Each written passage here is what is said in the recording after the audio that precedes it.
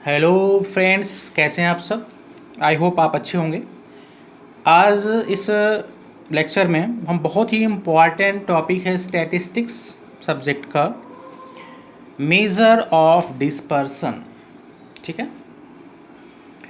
तो dispersion also known as variation और deviation. Dispersion को हम वेरिएशन के नाम से भी जानते हैं और डेविएशन के नाम से भी जानते हैं। तो स्टूडेंट्स, आज इसमें हम बात करेंगे सबसे पहले उसकी मीनिंग्स ऑफ डिस्पर्सन, उसके बाद definitions of dispersion and then types of measure of dispersion. तो आते हैं हम मीनिंग ऑफ डिस्पर्सन।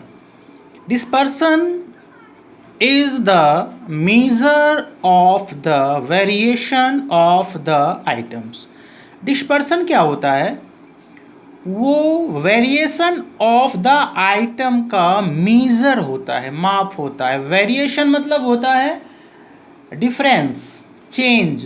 तो डेटा के, दिए गए डेटा के आइटम्स के या डेटा के ऑब्जर्वेशन के डिफरेंस या चेंज को, डेटा के आइटम्स के अंतर या परिवर्तन की माप को ही डिस्पर्सन कहते हैं।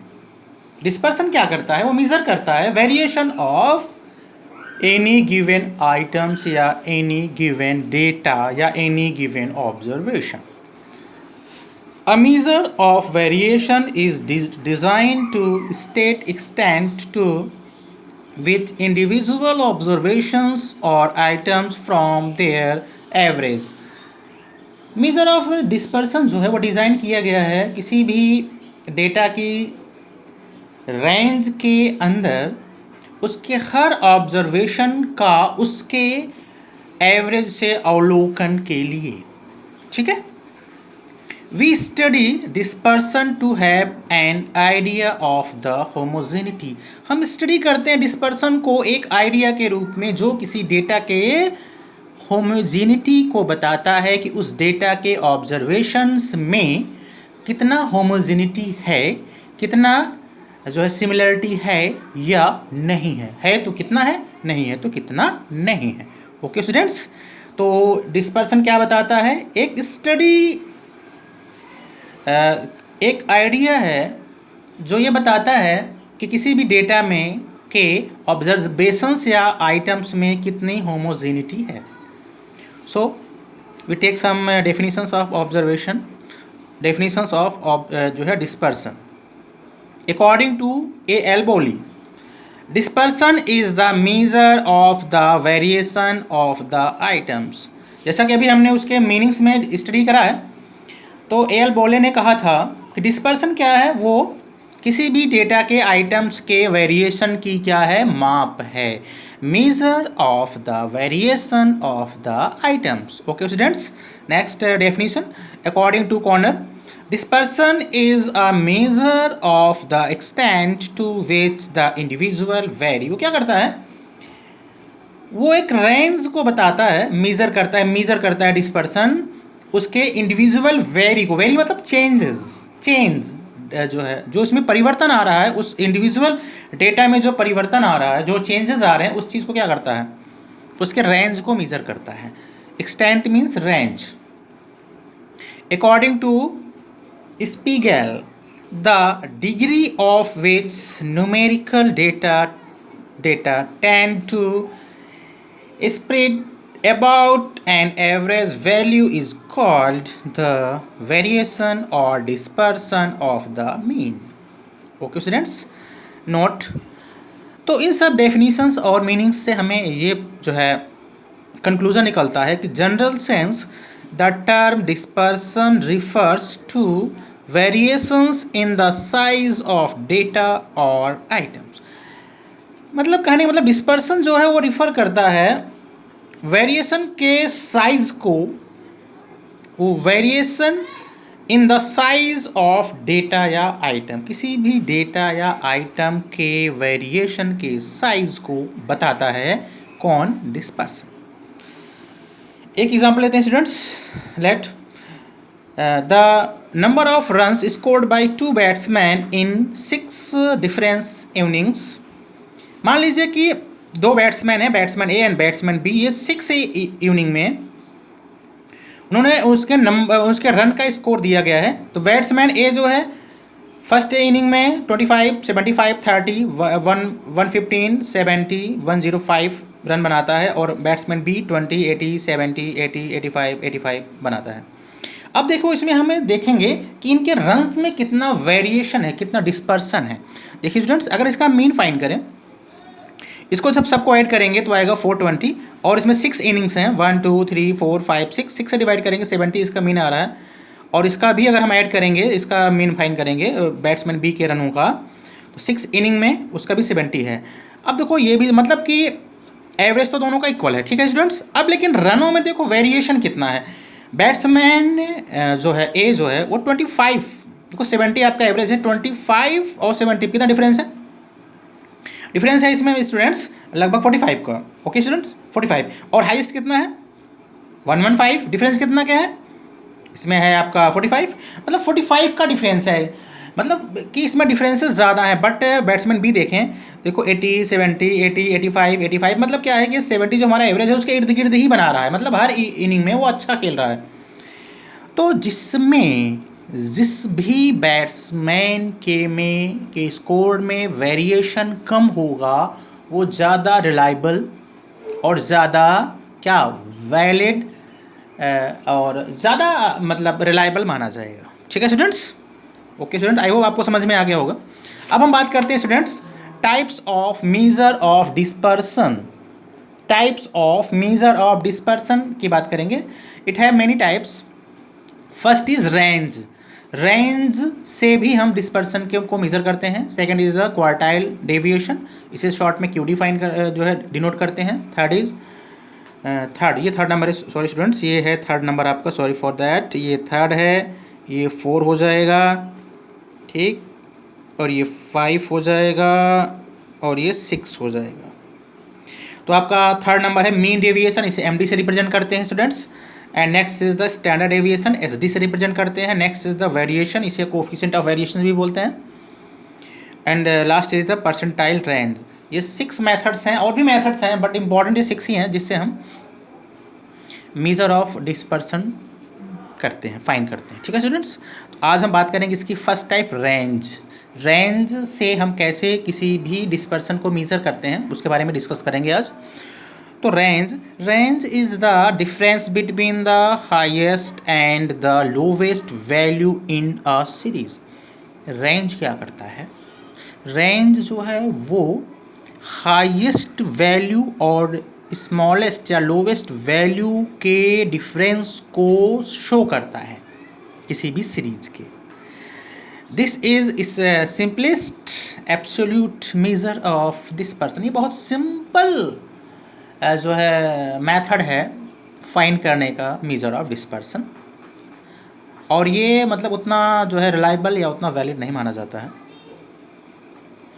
It is denoted by symbol capital R, capital R से रिप्रेजेंट किया जाता है, और इसका फॉर्मूला होता है students R equal to L minus S, where R is equal to range, symbol of range, L is equal to largest value in a series, S means smallest value in a series. And अगर हम coefficient की बात करें तो coefficient of range का formula होता है students L minus S upon L plus S. अब हम कुछ क्वेश्चन लेंगे, उससे थोड़ा सा ये और क्लियर करने की कोशिश करेंगे। Calculate the range and its coefficient of monthly prices of stock A during a given year। हमें क्या करना है, गिवन ईयर में मंथली जो है प्राइस दिया गया है किसी स्टॉक ए का, तो इसका हमें क्या करना है, हमें रेंज फाइंड करना है और कोफिशिएंट ऑफ रेंज फाइंड करना है। ये मंथ दिया गया है जनवरी, फरवरी, मार्च, अप्रैल, मई, जून, जुलाई, अगस्त, सितंबर, अक्टूबर, नवंबर, दिसंबर। एंड इसका प्राइजेज है मंथली 39, 50, 51, 56, 57, 58, 60, 61, 62, 76, 77 एंड 80। हमें इसमें क्या करना है, रेंज फाइंड करना है। तो रेंज इक्वल टू क्या होता है, देखो स्टूडेंट्स एल माइनस एस होता है, largest value minus smallest value. इसमें लार्जेस्ट वैल्यू सबसे मैक्सिमम वैल्यू क्या है 80 है, सबसे स्मॉलेस्ट वैल्यू क्या है 39।